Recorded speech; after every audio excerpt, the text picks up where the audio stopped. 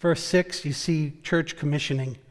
These they set before the apostles, and they prayed and laid their hands on them. Friends, what you see is a process where God calls people, the body acknowledges, and the leaders appoint. And this is the first place in the Bible where you see the laying on of hands. This is what we would call ordination or commissioning. This is simply the people of God identifying the call of God on a person or people, and then those that have been placed in spiritual leadership acknowledging and blessing and commissioning.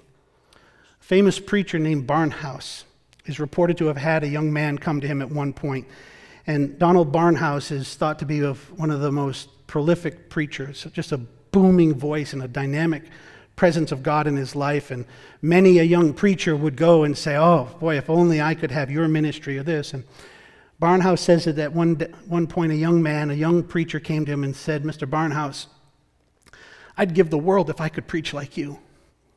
And Barnhouse said, that's good, because that's what it's going to cost you. It will cost you your world. And I say to you, friends, this is not a question of vocational ministry. If you say yes to Jesus, it costs you your world. It costs you your world. Not just if you're a pastor, not just if you're a missionary. It's not like, oh, it cost me my world because the Lord sent me to New Zealand or to Uganda. No, it cost you your world when you came to the cross. And if it didn't, you didn't come to the cross. You may have jumped over it or tunneled under it. But friends, to be the church costs you your world. Please embrace this truth.